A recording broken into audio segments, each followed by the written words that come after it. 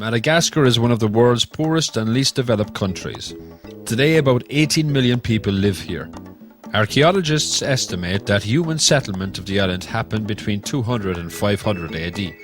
However, the written history of Madagascar begins in the 8th century.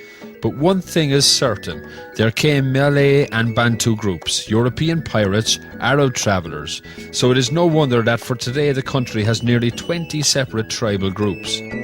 The indigenous population willingly practiced tribal traditions and practiced the Catholic faith. The language, Malagasy, is undoubtedly the result of immigration of the Malay tribes. 80% of the country's population does farming, but fishing and deforestation are significant too. The locals live in very miserable conditions. Despite this, they are smiling and friendly to arriving tourists. They are very nice and helpful.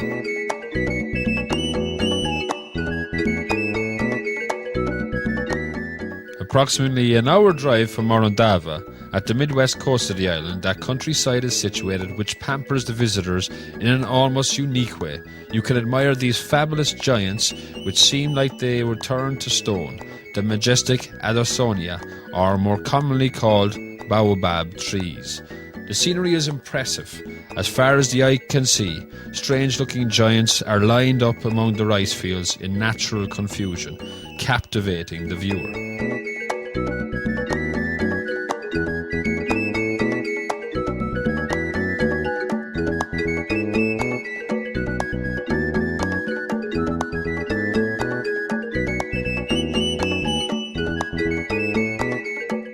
This is Baobab Avenue, Madagascar's most famous natural attraction. According to the legend, this beautiful tree had complained so much to the Great Spirit of the Plains that he would have liked to have been the best and brightest tree in the world, that the Great Spirit grew tired of it, rooted it out and put it back upside down. The large tree got so afraid that since then it grows leaves only once a year in the rainy season, and during the dry months it looks as though its roots intend to reach the sky. Despite its unusual appearance, one of the world's largest trees, with its 45 meters height, is known as the symbol for the tree of life. Almost all the parts can be used. The leaves are good for making a soup, used to reduce inflammation. The almond-tasting seeds are rich in protein and oil and often eaten fried. The dried pulp is covered with sugary coating and sold in packages as candies. The fruit is good for a lot of illness and even delicious uncooked. The fruit peel is a good fuel, but finely grounded, it is used as pipe tobacco and soap is made of the ash. Boughs of young shoots and roots are consumed as vegetables. The bark contains tannin with a fever-combating effect and is made up of a material which can store up to 120,000 litres of water at once. Durable fibre is derived from it for making ropes, baskets and textiles. A baobab can also endure considerable injuries and live up to 2,000 years. Leaving behind the landscape dominated by the giant baobab trees, a special new world unfolds before our eyes. Here lies the 10,000-hectare Kirindi forest, where the seasons are divided really well. The short, hot, rainy season between December and February is followed by 9 almost rain-free months. Most of the forest trees react to the prolonged dry season by shedding their leaves, thus storing the water. In the rainy season, everything transforms. The dry branches become an impenetrable emerald wall.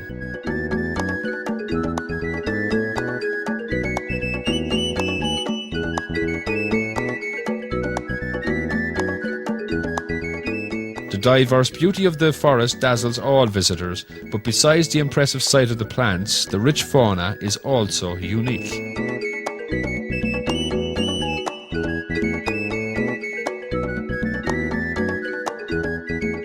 8 maki species are resident here.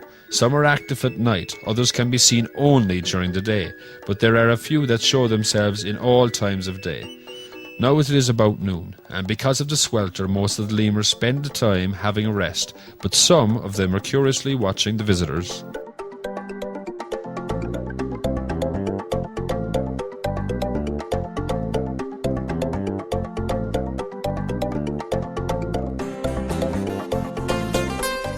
Only sifakas are vivid.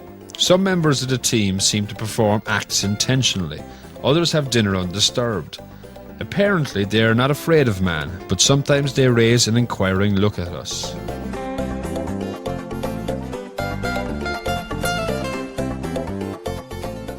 The forest means home to more than 60 species of birds as well. Many of them spend the driest months in other parts of Madagascar, Africa or Europe.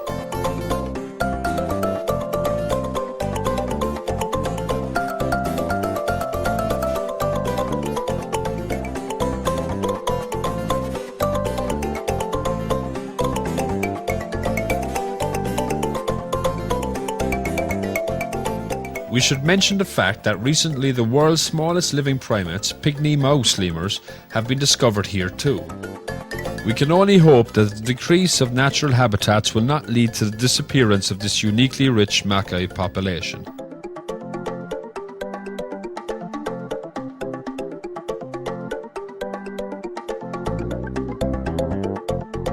Finishing roaming the forest, we detour to see the Lover's Tree. After the usually solitary trees with large and small distances between them, it is really a strange sight to see these infinitely embracing, intertwining giants. Visitors carved on these tree trunks as a remembrance with the hope of eternal togetherness.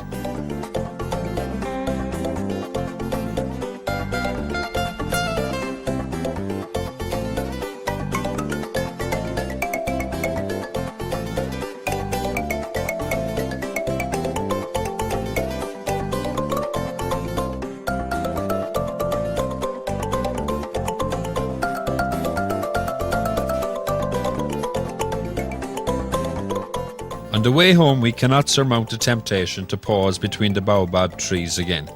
Toward the end of the dry season, due to the lack of rain for several months, in some places the landscape is almost dead.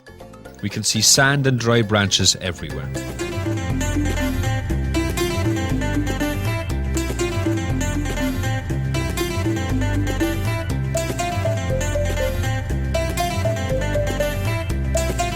Leaving behind the bare land and the grazing goats, slender palm trees, lush paddy fields and prosperous water lilies pamper the eyes. In the soft lights of the afternoon sun, the giants seem to be even more beautiful.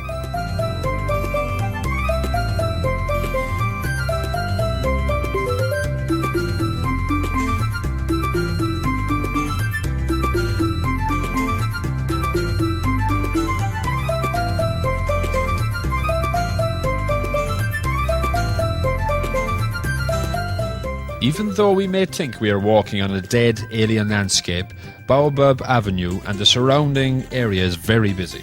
We can see grazing zebus, hard-working aboriginals and families travelling home by zebu coaches.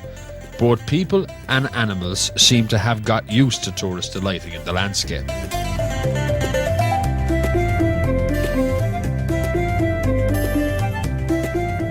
We leave Madagascar with these wonderful pictures. We hope to provide an insight into the world of this enchantingly beautiful and uncertain parts uniquely unspoilt island.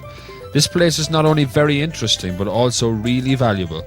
It has such unique attributes and wildlife that it deserves to be one of the world's 5 most valuable habitats, a biodiversity hotspot. In recent decades, the island has become one of the most popular destinations, a paradise for scientists and natural beauty-loving eco-tourists. The conservation efforts over the last few years are really encouraging, so we can hope that these special creatures will not become extinct, and we will be able to admire Madagascar's eye-catching beauty for a long time.